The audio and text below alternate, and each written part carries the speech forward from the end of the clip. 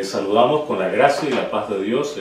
Es un privilegio para nosotros poder compartir con ustedes y gracias a los amigos y hermanos que sintonizan este programa de Escuela Sabática. Estamos con el pastor Antonio, el pastor Orlando y su servidor Samuel Becerra. Estamos dispuestos para estudiar la lección 12, justificará a muchos. El gran alcance del mensaje de la justificación desde el Antiguo Testamento. Vamos a pedir la iluminación divina a través de una oración con el pastor Antonio. Amante, misericordioso Dios, Padre nuestro y de nuestro Señor Jesucristo, a tu nombre sea la gloria, la honra y la alabanza por toda la eternidad. Amén. Venimos a tus pies, Señor, para suplicarte, oh Dios, el perdón de nuestro pecado. Perdona, oh Dios, toda nuestra iniquidad, por la sangre de tu Hijo, lávanos, límpianos. Te rogamos, Señor, la sabiduría que venga de ti, para que cada palabra que salga de nuestra boca sea para edificación, para que podamos discernir tu palabra y para que cada persona que escucha este mensaje a través de la internet podamos también llevar un mensaje y que ellos lo reciban para la gloria de tu nombre. Te ruego tu bendición y tu gracia para todo tu pueblo, en el nombre de nuestro Señor Jesús. Amén. Amén.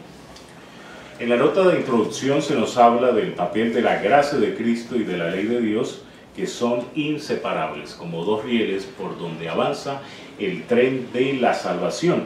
Y de hecho el capítulo 53 de Isaías, que vamos a estudiar en esta lección 12, nos vincula cómo se puede dar perdón y castigo a la vez, cómo se ofrece la gracia y cómo se hace la justicia.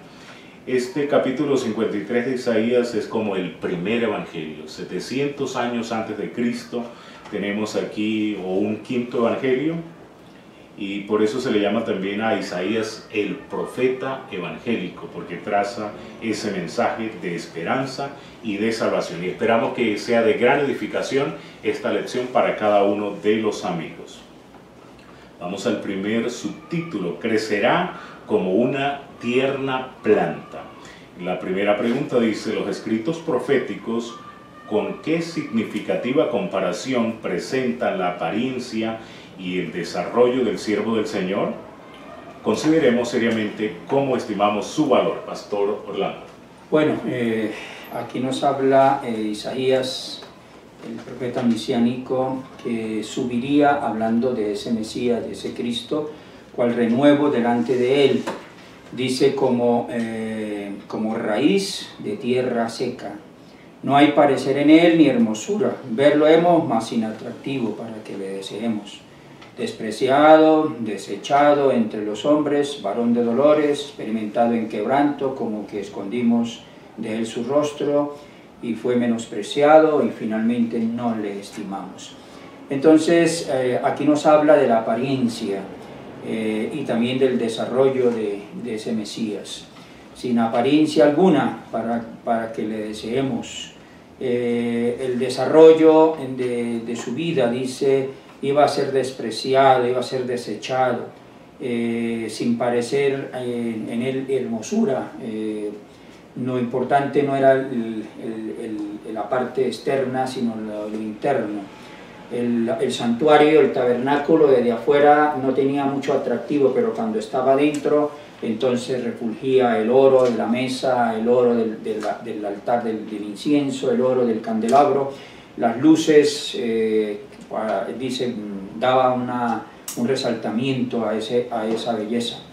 Entonces, a través de su niñez y su juventud, Cristo manifestó la perfección de carácter. Crecía en sabiduría, en conocimiento, mientras presenciaba el sacrificio.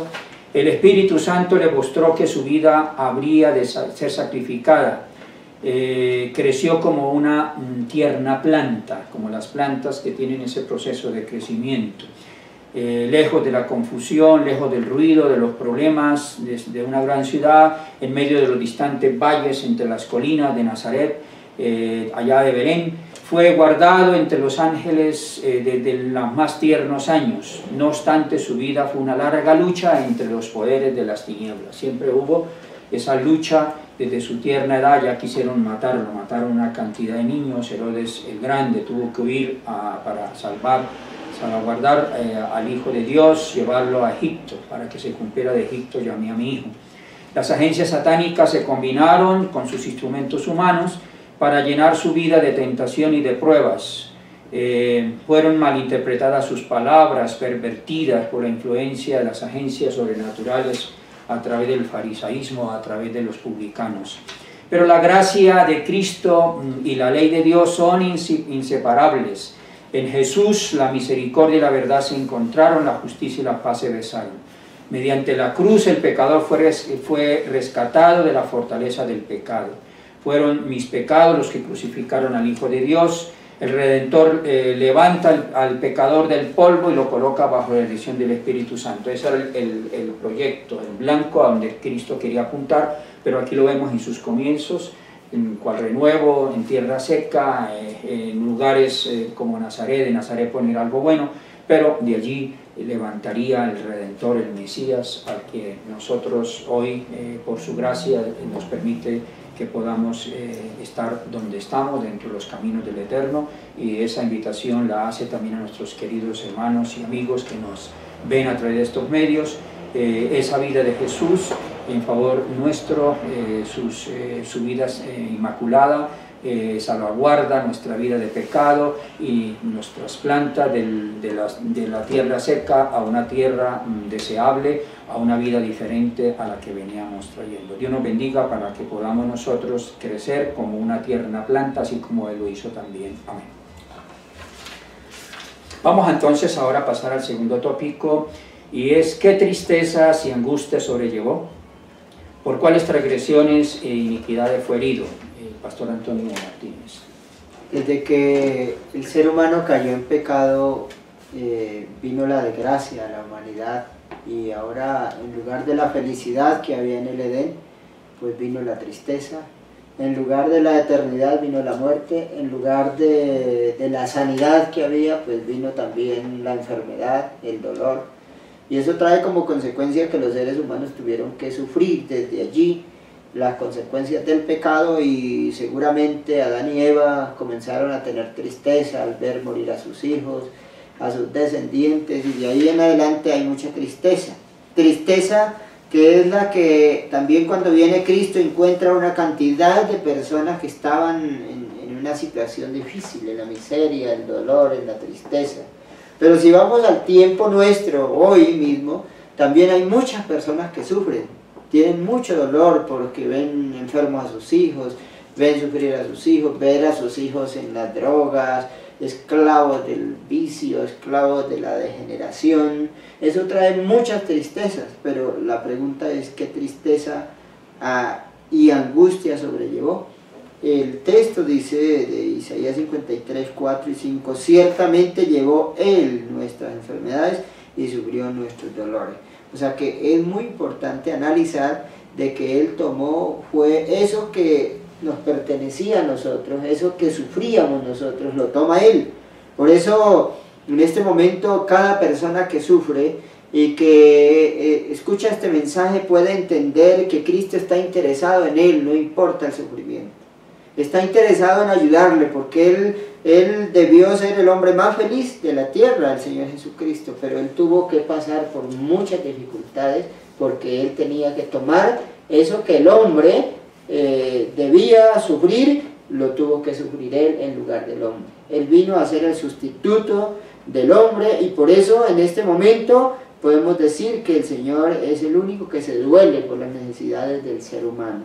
Por lo tanto, la siguiente pregunta dice: ¿por cuáles transgresiones o iniquidades fue herido? Entonces el texto sigue diciendo: y nosotros le tuvimos por azotado y herido de Dios y abatido, mas el herido fue por nuestras rebeliones y molido por nuestros pecados, y el castigo de nuestra paz fue sobre él, y por su llaga fuimos nosotros curados. Ahora Él no tenía pecado. Cuando Él vino a la tierra, Él viene como hombre, siendo Dios se hace hombre, pero ahora su naturaleza, siendo humana, tomó la naturaleza de 4000 años de pecado, pero dice la Escritura que no tuvo pecado, que no pecó.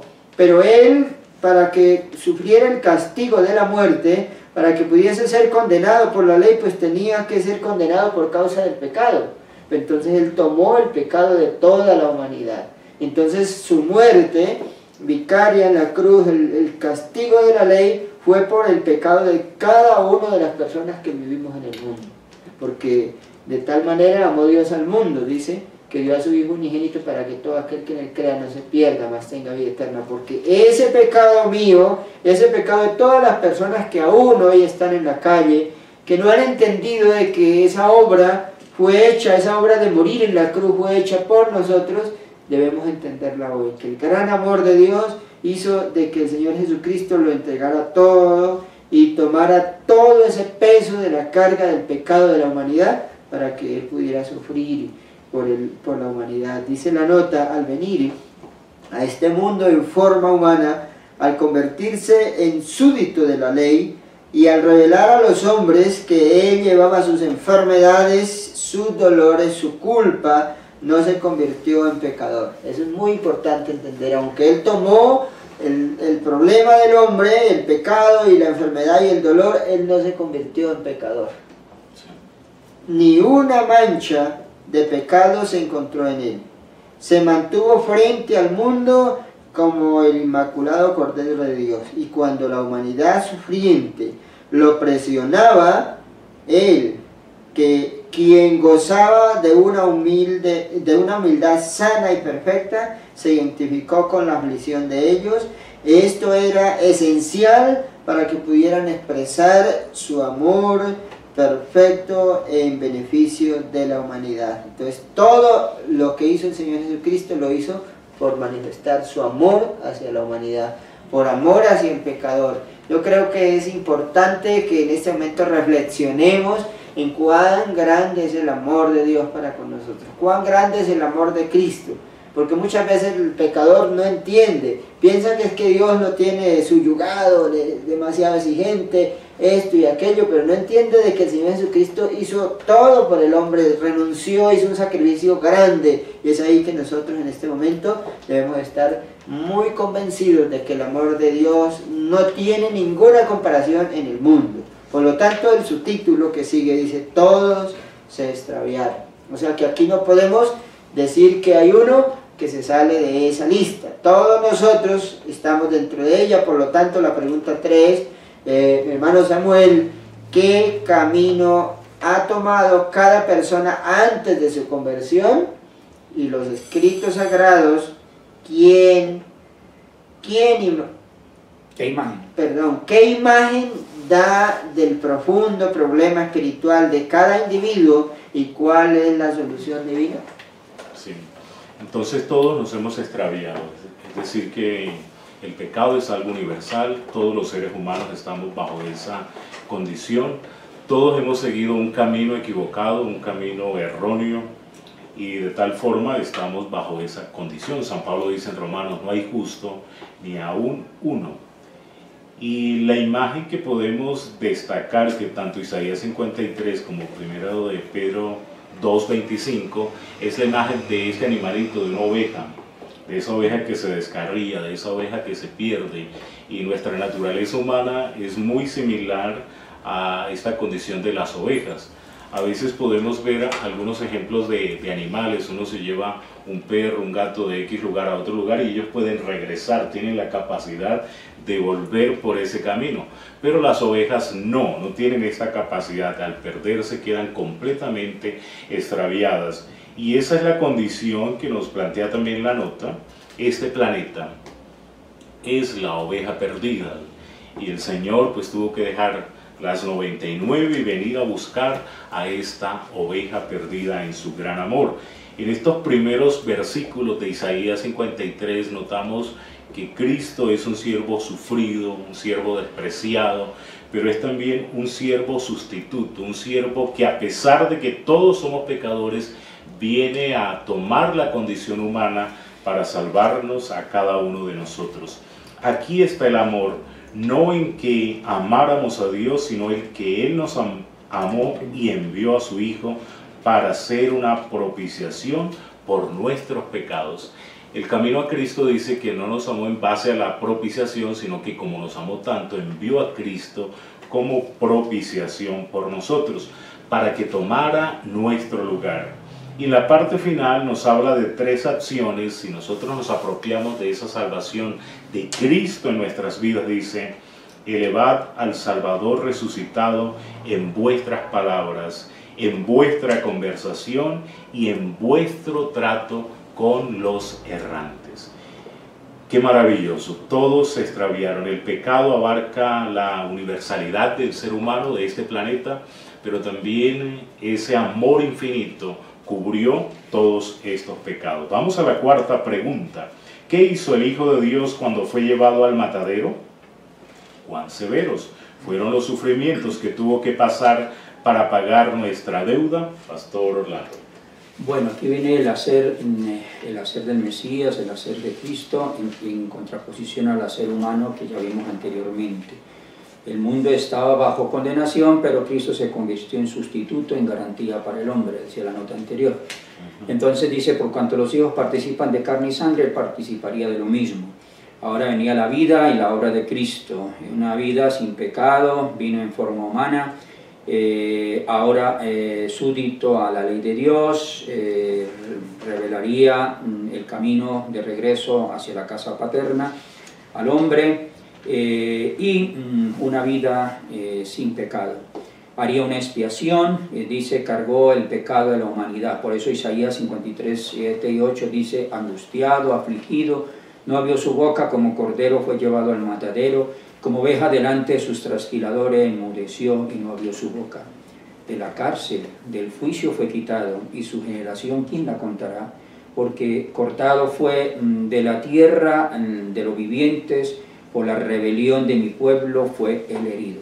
Entonces aquí nos habla también de la parte expiatoria. Cargó el pecado de la humanidad, soportó la maldición, también dice, llevó una vida ensangrentada, una vida de desprecio, también muere para darnos la eternidad, hizo un sacrificio, por eso nos habla del Cordero. Nos quitó la enfermedad, dice que para ello sufrió los dolores, fue herido y finalmente recibió el castigo, fue molido por nuestros pecados. Todo eso lo hizo como un sacrificio verdadero. La nota viene en una parte central que dice: allí, al contemplar la agonía de nuestro Salvador, el Hijo de Dios que muere, el justo por los injustos, podemos aprender lecciones de mansedumbre y de humildad. Por eso Filipenses dice: haya en vosotros el sentir que hubo en Cristo Jesús. Y dice allá en Mateo 11: aprendan de mí que soy manso y humilde de corazón. El único que Pablo dijo: sé imitadores de mí como yo lo soy de Cristo, y al morir pagó el precio infinito por cada uno de los hombres, soportó sin murmurar el castigo por los pecados del hombre. Una víctima que no se queja es el Hijo de Dios, o sea, fue el sacrificio perfecto, como dice Pedro, más adelante nos va a explicar. Así que Dios nos ayude para entender esta parte. Vamos ahora a mirar la 5ª, dice: si bien todos somos insuficientes, ¿qué podemos decir sobre Él y sobre su sufrimiento? ¿Por qué razón se sacrificó, hermano Samuel? Hermano Jesús Antonio. Bueno, entonces, en primer lugar dice: si bien todos somos insuficientes, o sea, aquí se está mirando la incapacidad que tiene el ser humano para poder obtener la vida eterna, para poder tener justicia, para poder obtener la salvación. Pero la pregunta en sí dice: ¿qué podemos decir sobre Él y su sufrimiento? Porque, ¿por qué es un contraste? Si nosotros somos pecadores, pero Él no ha pecado, ahora, ¿por qué tiene que venir a sufrir una muerte como la que sufrió? En este caso dice Isaías 53, en el 9 y el 10, dice: dispúsose con los impíos su sepulcro, mas con los ricos fue en su muerte, porque nunca hizo él maldad, ni hubo engaño en su boca. Y con todo eso, Jehová quiso quebrantarlo, sujetándolo a padecimiento. Cuando hubiere puesto su vida en expiación por el pecado, verá linaje, vivirá por largos días, y la voluntad de Jehová será en su mano prosperada. Entonces, qué interesante es que pongamos a analizar que aparte de que Él era Dios y se hace hombre, y ahora entrega su vida para morir por el pecador, pero ¿cómo muere? Porque la primera parte del texto dice, dispúsose con los impíos en su sepultura. Recuerden de que Jesucristo no fue, aún en su muerte, no fue muerto de una manera digna, digámoslo, aunque la muerte nunca es digna para el ser humano, ¿no? Pero nunca podemos decir de que, pues a veces uno dice, no, pues al menos murió, bueno, por algo, por una enfermedad o cualquier cosa, algo digno, estuvieron acompañándolo, hubo mucha gente, pero recordemos que el Señor Jesucristo murió en medio de dos ladrones. Murió colgado en una cruz, a un ladrón a un lado, a otro lado otro ladrón, porque estaba contado como si él fuera un malhechor, como si él fuera un ladrón, terrible. Y además la gente gritaba antes de la crucifixión, crucifícale, crucifícale, todo el mundo lo rechazaba, el desprecio. Imaginémonos esa muerte así. Por eso la pregunta nos hace, ¿por qué él, siendo que él no había pecado, no era culpable, era inocente, por qué él tiene que pasar por esa situación?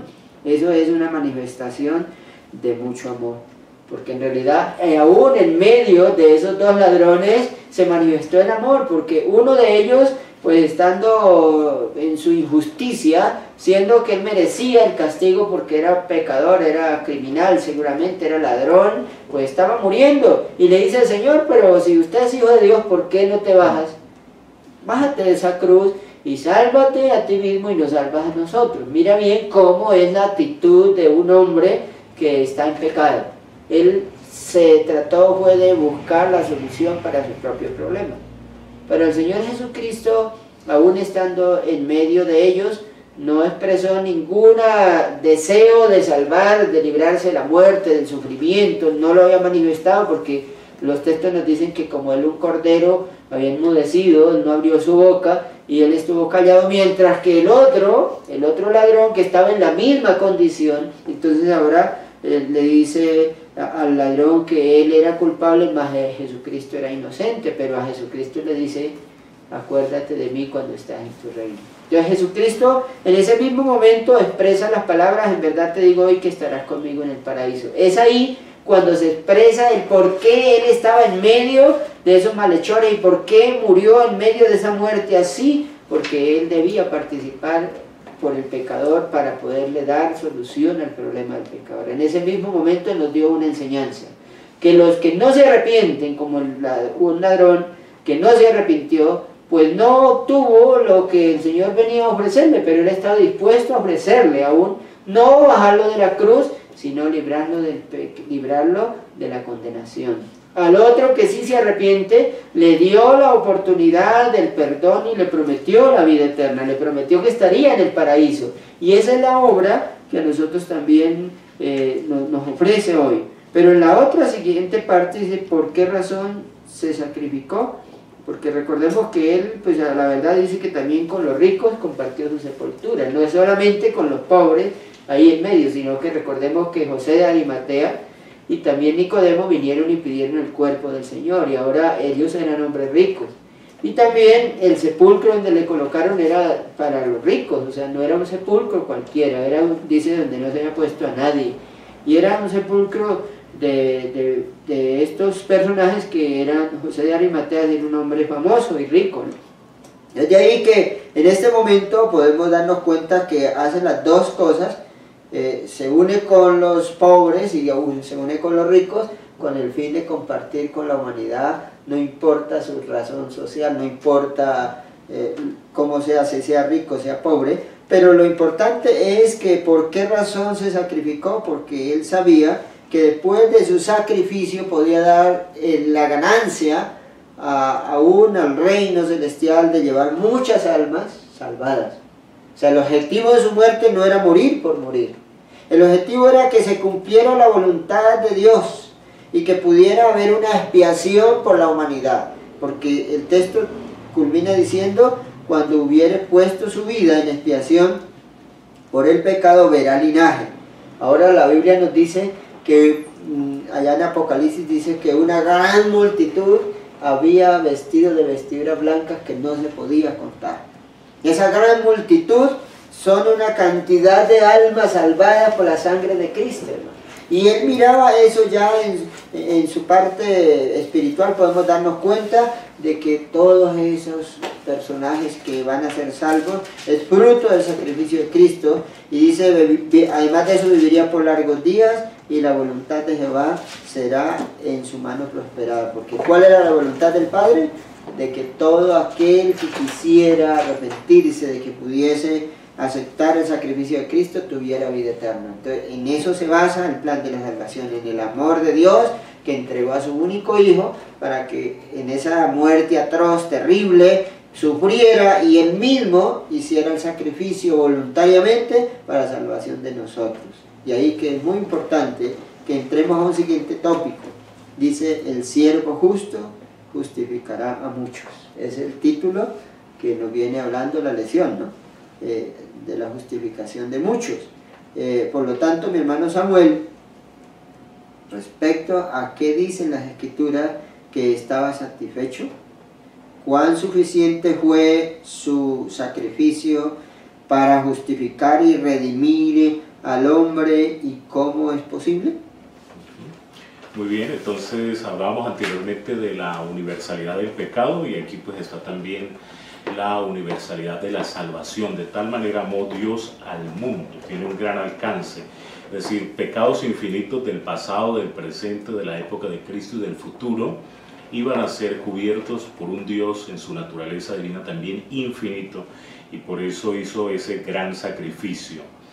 ¿De qué estaba satisfecho? La ley exigía la vida del pecador, y de esta forma entonces la justicia divina expresada en la ley, Cristo debía dar satisfacción a esas demandas, y por eso fue como esa víctima, como ese Cordero de Dios sin mancha, sin pecado, para ser sacrificado.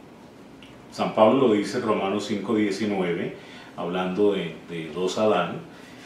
El primer Adán, porque como por la desobediencia de un hombre, los muchos fueron constituidos pecadores. A través de Adán tenemos entonces esa realidad, muchos, todos somos pecadores. Pero hay un viraje con el segundo Adán. Así, por la obediencia de uno, los muchos serán constituidos justos. Entonces esa vida de obediencia, esos 33 años de perfecta obediencia a la ley de Dios, acreditan la justicia y la acredita a nuestro favor. Eso es añadido, es colocado en nuestra cuenta, dice la inspiración. Entonces llenó la medida por esta justicia de Cristo Jesús. Y por eso el siervo tiene con su muerte pues un botín de muchedumbre. Lo vemos como ese siervo que estaba sumiso, que estaba callado, que no abrió su boca, pero también es un siervo satisfecho, que está viendo el resultado de la salvación, y la inspiración lo describe. Contempla en ellos el resultado de las angustias de su alma y está satisfecho. Luego, con voz que llega hasta las multitudes reunidas de los justos y de los impíos, exclama: contemplad el rescate de mi sangre, por esto sufrí, por estos morí, para que pudiesen permanecer en mi presencia a través de las edades eternas. El gozo de la salvación, abarcando a todos los redimidos. Y de entre todos los revestidos con túnicas blancas en torno del trono, asciende el canto de alabanza: digno es el Cordero que ha sido inmolado de recibir el poder, la riqueza, la sabiduría, la fortaleza, la honra, la gloria y la bendición. Ahí hay 7 elementos de la perfección, de gratitud, de alabanza y de reconocimiento a Dios por esa salvación tan grande. Vamos a la séptima pregunta. ¿Cuál fue la recompensa por dar su vida por los pecadores? Además de renunciar a su vida, ¿qué otra gran obra realizó el Cordero de Dios, Pastor Flores? Bueno, la Biblia en Hechos 4:12 dice: porque no hay otro nombre dado a los hombres que podamos ser salvos. Es la razón de ese sacrificio, y aquí nos dice como recompensa para nosotros los pecadores, dice: yo le daré parte con los grandes, y con los fuertes repartirá despojos. No solamente Jesús lo cubrió eso, cuando ya fue mencionado el caso de José Arimatea dándole su sepulcro nuevo en Maceolo, donde él estaba destinado para él. Los demás, inclusive el mismo José de Arimatea, cómo lo embalsamó con aromas, aún con sábana nueva, cómo las mujeres vinieron, sino que también el Evangelio eso hace con nosotros, nos saca del fango del pecado y nos eleva. Derramó su vida hasta la muerte y fue contado con los perversos, habiendo él llevado el pecado de muchos y orado por los transgresores, llevó el pecado de toda la humanidad. Pero viene la otra parte, dice, ¿qué otra gran obra realizó? Además de esas obras que ya hemos mencionado, como vicario nuestro, como el sustituto nuestro, que fue angustiado, fue herido, fue molido, todo lo que ya se ha dicho, vino otra obra, que es la que está haciendo actualmente en el cielo, la de interceder. Dice, porque no entró Cristo en santuario hecho de mano, figura el verdadero en el mismo cielo, y hace esa obra intercesora. Entonces está a la diestra de Dios, el que también intercede por nosotros, según Romanos 8:34, la última parte. Nos dice, en el servicio del sacerdocio judío continuamente se nos recuerda el sacrificio y la intercesión de Cristo. Todos los que hoy acuden a Cristo deben recordar primero, dice que los méritos de Él son el incienso que se mezcla con las oraciones de los santos, que se arrepienten de sus pecados y reciben perdón, reciben misericordia y reciben gracia. Perdón, misericordia y gracia. Pero resalta la nota, dice, nuestra necesidad de la intercesión de Cristo es ¿cuánto? Constante. No es por allá, por la cuaresma cada año, sino es una intercesión constante, día tras día, mañana tras tarde. El corazón humilde necesita elevar oraciones que reciben la respuesta de la gracia y la paz y el gozo. Por eso esta obra intercesora. Y es lo que está en Apocalipsis 8:3, añadida a las oraciones de los santos. Así como el incienso todos los días se tenía que colocar, que se añadían a las oraciones de todos aquellos penitentes que venían a pedir perdón, pedir clemencia, y en Cristo como Cordero, en Cristo como sacerdote, en Cristo como sumo sacerdote, encontramos la ruta de regreso hacia la casa paterna. Dios nos ayude. Y vamos a entrar al estudio adicional, hermano Samuel. La parte final del estudio adicional hay una reflexión que muestra cuál es nuestra condición actual, el privilegio que tenemos como hijos de Dios, de modo que ya no te perteneces, porque fuiste comprado por precio, sabiendo que fuiste redimidos, no con cosas corruptibles como plata, oro, sino con la sangre preciosa, la de Cristo, como de un cordero sin defecto, inmaculado, ese cordero que nos habla Isaías 53.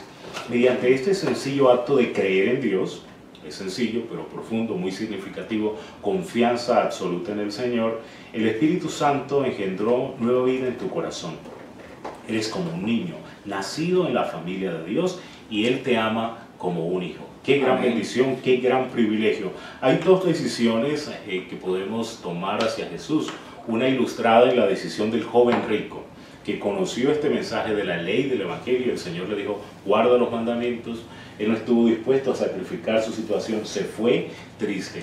Pero hay otro segundo personaje que también, leyendo este mensaje de Isaías 53, que no entendía, y el Espíritu Santo tocó su corazón, y vino Felipe el evangelista para hablar con este etíope. Y de hecho, dice el relato bíblico que él se fue gozoso, después siguió su camino. Podemos quedarnos tristes como este joven rico si no aceptamos el mensaje de la cruz, la oportunidad de la ley y el Evangelio, o podemos irnos gozosos como este extranjero que no era judío, como este etíope. Vamos a orar al Señor para que esta palabra sea de bendición en cada una de nuestras vidas. Eterno Padre que estás en el cielo, te adoramos, Señor, te damos gracias por este tiempo en que podemos estudiar el mensaje de la justificación para muchos. A través de Cristo Jesús se hace una obra universal de salvación. Así sea, Padre. Ya desde el Antiguo Testamento, Isaías nos está dando esta buena nueva. Permite, Señor, que podamos comprender ese sacrificio infinito, incomparable y maravilloso de Cristo a nuestro favor. Que comprendamos que somos hijos de Dios y que como tal hemos de obedecer a nuestro Padre, ya que Él nos amó tanto, como no hemos de amarle. Amén. Bendice a cada uno de los oyentes, suple cada una de sus necesidades y que seamos guiados por tu Santo Espíritu para hacer tu voluntad. Acompáñanos, Señor, lo pedimos en el nombre glorioso de Cristo Jesús. Amén. Amén. Sí, sí. Muchas gracias por su fina atención. Gracias al hermano Jairo Ochoa del Departamento de Multimedia. El Señor les siga acompañando.